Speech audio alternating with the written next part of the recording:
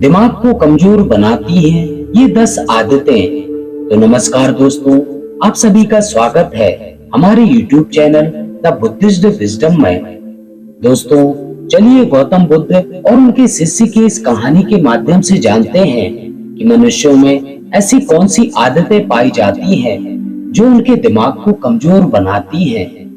दोस्तों दिमाग हमारे शरीर का एक महत्वपूर्ण हिस्सा है। हमारे शरीर के अंदर होने वाली क्रियाएं दिमाग से ही संचालित होती हैं। किसी घटना पर हम कोई भी प्रतिक्रिया देते हैं तो वह केवल और केवल दिमाग के ही कारण। अगर आप अपने हाथ को मोमबत्ती की तरफ ले जाते हैं तो वह आपके हाथ को जला देती है, लेकिन इसका संदेश सबसे पहले दिमाग तक पहुंचता है और तभी आप अपना हाथ जल्दी से हटा लेते हैं, क्योंकि आपके दिमाग में यह बात आ जाती है कि अगर हाथ को मोमबत्ती के पास ज्यादा समय तक रखा तो हाथ जल जाएगा। यदि व्यक्ति का दिमाग ठीक से काम ना करे तो वह इस दुनिया में जीने के लायक भी नहीं रह पाता है। सभी जीवित प्राणियों में दिमाग अथवा मस्तिष्क जन्म से होता है और इसका विकास उम्र के साथ साथ होता रहता है। लेकिन कई बार हमसे जीवन में कुछ ऐसी गलतियां या आदतें बन जाती हैं जो हमारे दिमाग को कमजोर करती हैं, और इन आदतों के लिए कोई और नहीं बल्कि हम स्वयं जिम्मेदार होते हैं। दोस्तों गौतम बुद्ध की शिक्षा हर किसी के जीवन में नई दिशा दे सकती है। अगर आप भी इसे मानते हैं तो कमेंट में नमो बुद्धाय लिखना मत भूलिए। एक समय की बात है, गौतम बुद्ध अपने कुछ शिष्यों के साथ यात्रा पर थे। चलते चलते वे एक जंगल के किनारे पहुंचे और अंधेरा भी छाने लगा। गौतम बुद्ध और उनके शिष्यों ने निर्णय लिया कि आज की रात्रि वे यहीं पर बिताएंगे और कल सुबह होते ही आगे की यात्रा पर निकलेंगे। उन सभी शिष्यों में से बुद्ध के एक प्रिय शिष्य भी थे जो कि कद में नाटे और बहुत भोले भाले थे। सभी शिष्यों में से इस शिष्य की आदत बिल्कुल अलग थी। जहाँ सभी लोग 7 से 8 घंटे की नींद लेते थे, यह महाशय केवल 3 घंटे ही सोते थे। इनका मानना था कि जो लोग अधिक सोते हैं वे आलसी होते हैं। गौतम बुद्ध के इस शिष्य को भोजन करना अधिक प्रिय था। जब वो भोजन करने बैठते थे तो अन्य शिष्यों के हिस्से का भी भोजन कर लेते थे। इसी प्रकार उनकी कई ऐसी आदतें थी जो अन्य शिष्यों को परेशानी में डाल देती थी। उस रात्रि जब गौतम बुद्ध और उनके शिष्यों ने जंगल के किनारे पर पड़ाव डाला, तब दूर दूर तक पानी की कोई व्यवस्था नहीं दिख रही थी। इस बार पानी खोज करके लाने की जिम्मेदारी बुद्ध के उन भोले भाले शिष्य को दी गई। महाशय मटका लेकर पानी की खोज में निकल पड़े। इनका शरीर पहले से थका हुआ था। काफी सोच विचार करते करते और चलते चलते आखिरकार इन्हें तालाब दिख गया। उन्होंने तालाब से मटके में पानी भरा और पानी लेकर जैसे ही आगे बढ़े वहीं पर मूर्छा खाकर गिर पड़े। उधर गौतम बुद्ध और उनके शिष्य उस शिष्य की प्रतीक्षा करते रहे।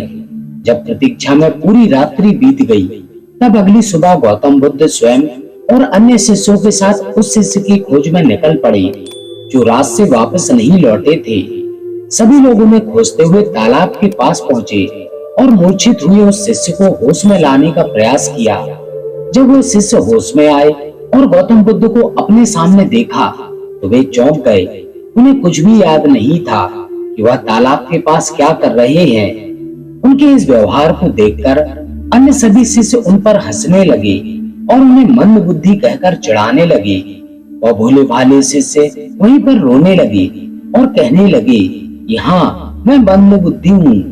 तब गौतम बुद्ध ने सभी को शांत कराया और अपने शिष्य को समझाते हुए बोले कि हम सभी ने देखा है तुम्हारी आदतें अन्य शिष्यों से बिल्कुल अलग हैं। तुम बहुत कम सोते हो और बहुत अधिक खाते हो। मैंने तुम्हारे अंदर एक नकारात्मक जीव को महसूस किया है जो तुम्हारे दिमाग को दिन रात कमजोर कर रही है। तब वह शिष्य और अधिक तेजी से रोने लगे और कहने लगे कि गुरुदेव, अब आप भी मुझे मंद बुद्धि कह रहे हैं। तब गौतम बुद्ध ने कहा कि नहीं, ऐसा नहीं है। तुम एक होशियार और बुद्धिमान मनुष्य हो, किंतु तुमने कुछ ऐसी आदतों को पाल रखा है जिसके कारण तुम्हारा दिमाग कमजोर हो रहा है। तब शिष्य ने कहा कि हे गुरुदेव, ऐसी कौन सी आदतें हैं जिससे मनुष्य का दिमाग कमजोर होता है।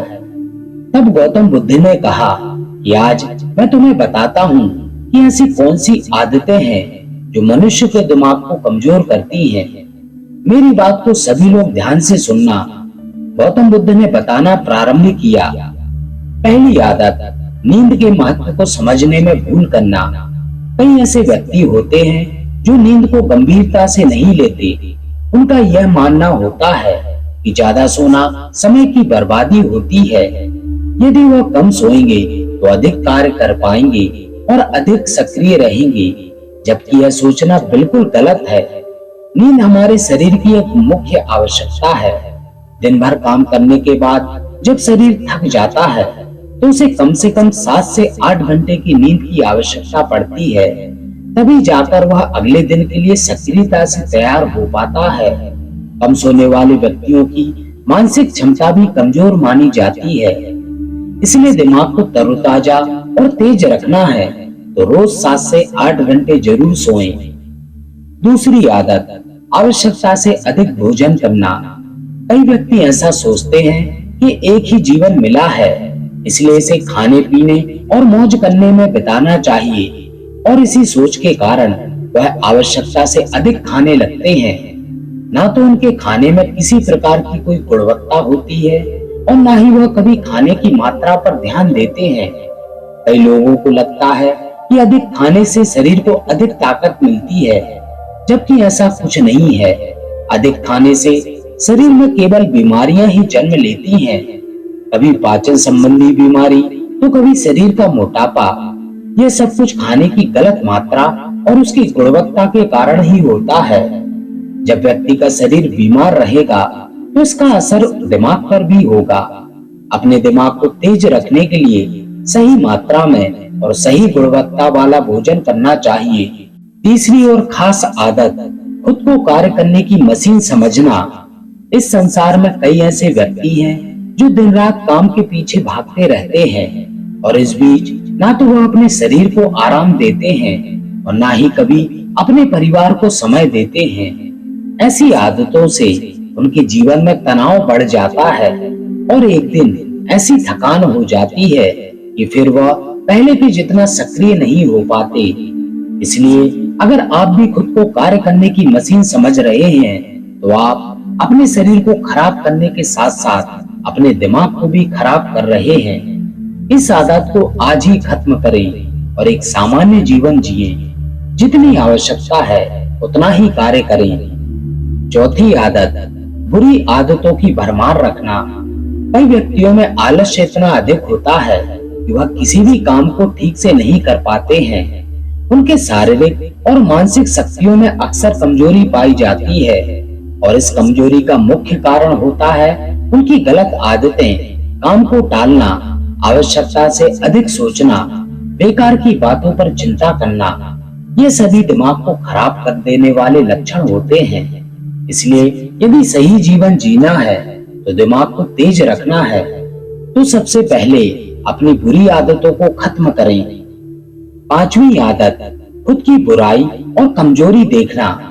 कई बार व्यक्ति के सामने ऐसी परिस्थितियां आ जाती हैं जिसमें वह खुद को असहाय और कमजोर अवस्था में पाते हैं, लेकिन इस अवस्था से निकलने के स्थान पर वह स्वयं को ही कमजोर मानने लगते हैं। खुद की बुराई करना और खुद को कमजोर देखना इंसान की सबसे बड़ी गलती होती है। यह कार्य जीवन में कभी नहीं करना चाहिए क्योंकि यह आपके जीवन की प्रगति में बाधा बनती है। इससे आपकी मानसिक स्वास्थ्य को हानि पहुंचती है, आत्मविश्वास में कमी आती है। अपने दिमाग को तेज बनाए रखने के लिए खुद की बुराई कभी दूसरों के सामने नहीं करनी चाहिए या स्वयं ही स्वयं की बुराई कभी नहीं करनी चाहिए। स्वयं को सकारात्मक बातें बोलनी चाहिए ताकि दिमाग सही दिशा में कार्य कर सके। छठी आदत, दिमाग में अतीत की नकारात्मक बातों को इकट्ठा रखना। कई बार व्यक्ति के जीवन में कुछ ऐसी अप्रिय घटनाएं हो जाती हैं जिन्हें वह चाहकर भी भुला नहीं पाते, लेकिन एक सत्य यह भी है कि आप पीछे के समय में जाकर उस घटना को बदल नहीं सकते। वह समय तो बीत चुका है और उसका जो भी प्रभाव आपके जीवन पर पड़ने वाला था वह पड़ चुका है, तो फिर दिमाग में अतीत की यादों को रखना कूड़ा इकट्ठा रखने के समान होता है। जब अधिक कूड़ा इकट्ठा हो जाता है तो उसमें बदबू आने लगती है और वह सड़ने लगता है। दिमाग के साथ भी कुछ ऐसा ही है। आप जितना अधिक पुरानी बातों और नकारात्मक बातों को इकट्ठा रखेंगे वह आपको उतना ही अधिक परेशान करेगी। इसलिए जीवन में हमेशा आगे की ओर देखना चाहिए और पुरानी बातों से जितना जल्दी हो सके पीछा छुड़ाना चाहिए। 7वीं आदत, दूसरों से अधिक उम्मीदें रखना। संसार में एक से एक दयालु और सच्चे व्यक्ति हैं जिन्होंने सभी की सहायता की है, किंतु कई बार हम अपने आचरण के कारण दूसरों से भी आशाएं लगा लेते हैं कि वह भी हमारी सहायता करेंगे, और जब वह हमारी सहायता नहीं करते तो हमें कष्ट पहुंचता है। इस संसार में कोई किसी का नहीं है, इसलिए दूसरों से आशाएं लगाना आज ही बंद कर दीजिए। कोई आपकी अपेक्षाओं को पूर्ण नहीं करने वाला। यह आदत आपके दिमाग को कमजोर बनाती है। यदि अपेक्षाएं रखनी है तो स्वयं से अपेक्षा करो ताकि जीवन में कुछ बड़ा कर सको। दूसरों से अपेक्षा तो केवल और केवल दुख ही देती है। 8वीं आदत, बुरे लोगों का साथ नहीं छोड़ पाना। हम सब अच्छी तरह से जानते हैं कि हमारे आसपास किस तरह के लोग रहते हैं और उनका हमारे जीवन पर क्या प्रभाव पड़ने वाला है। जब कभी आपको लगे कि किसी का साथ आपको नुकसान पहुंचा रहा है या आपके जीवन को प्रभावित कर रहा है तो उसे वहीं पर समाप्त कर देना उचित होता है, क्योंकि बुरे लोग आपको कष्ट और नकारात्मकता के अलावा कुछ नहीं देने वाले। ऐसे लोगों से दूरी बनाकर ही जीवन में सफलता पाई जा सकती है, किंतु कई बार ऐसा होता है कि वह हमारे करीबी होते हैं और हम चाहकर भी उनसे पीछा नहीं छुड़ा सकते। भले ही हम उन्हें अपने जीवन से निकाल नहीं सकते, लेकिन उनसे दूरी बनाकर अवश्य रह सकते हैं। बुरे लोग आपके दिमाग को प्रभावित करते हैं, इसलिए दिमाग को सही रखने के लिए ऐसे लोगों के संपर्क में बिल्कुल ना रहें। 9वीं आदत, स्वयं की गलतियों को अनदेखा करना। कई बार व्यक्ति से यदि कोई गलती हो जाए तो वह उसे पूरी तरह से अनदेखा करते हैं और जिम्मेदारी लेने से बचते हैं, जबकि यह आदत आपके जीवन को असफलता की ओर ले जाती है। कभी भी यदि आपसे कोई गलती हो जाए तो उसे पूरे मन से स्वीकार कर लेना चाहिए, साथ ही क्षमा मांग लेनी चाहिए। इस संसार में पश्चाताप से बड़ी कोई क्षमा नहीं होती। यदि गलती करने के बाद आपको सच्चे दिल से पश्चाताप है तो उसका पाप आपको कभी नहीं लगता। जो व्यक्ति जिम्मेदारी लेने से डरते हैं वह दिमाग से कमजोर होते हैं, जबकि सच्चाई के साथ सभी का सामना करने वाला व्यक्ति अधिक हिम्मती और दिमाग से तेज होता है। 10वीं आदत, अपनी असफलताओं के लिए दूसरों को जिम्मेदार मानना। सफलता और असफलता एक ही सिक्के के दो पहलू हैं। दोनों ही परिस्थितियों में हमें स्वयं इस बात का आकलन करना चाहिए कि यह सफलता या असफलता हमारे जीवन की महत्वपूर्ण घटना है और इसकी सारी जिम्मेदारी हमारी है। कई बार यदि हम किसी काम में असफल हो जाते हैं तो हम उसके लिए अपने माता पिता, गुरु इत्यादि को जिम्मेदार मानने लगते हैं। यह आदतें आपका दिमाग को कमजोर बनाती हैं। कभी भी अपनी असफलता के लिए दूसरों को जिम्मेदार नहीं मानना चाहिए, बल्कि स्वयं की मेहनत पर विश्वास रखना चाहिए। इस प्रकार बुद्ध ने उस व्यक्ति को ऐसी आदतें बताई जो उसके दिमाग को दिन रात कमजोर कर रही थी। उस व्यक्ति ने सच्चे मन से बुद्ध को बताया कि हाँ, यह सब उसकी आदतें हैं और वह अपनी इन आदतों के लिए स्वयं ही को जिम्मेदार मानता है। साथ ही वह वादा करता है कि वह इन सभी गलत आदतों से छुटकारा पाने का पूरा प्रयास करेगा। तो दोस्तों, मुझे पूरी उम्मीद है इस मोटिवेशनल स्टोरी से आपको शिक्षा जरूर मिली होगी और इस मोटिवेशनल स्टोरी से आपको प्रेरणा मिली होगी। अगर आप चाहते हो कि ऐसी मोटिवेशनल स्टोरी आपको मिलती रहे, बिल्कुल सही जगह पे हो। The Buddhist wisdom YouTube channel, यहाँ पर आपको मोटिवेशनल कहानियों की वीडियोस मिलेंगे जो आपके जीवन में आगे बढ़ने की ताकत देकर जाएंगे। इस कहानी को सुनने के लिए और आपका अमूल्य समय देने के लिए आपका दिल से धन्यवाद।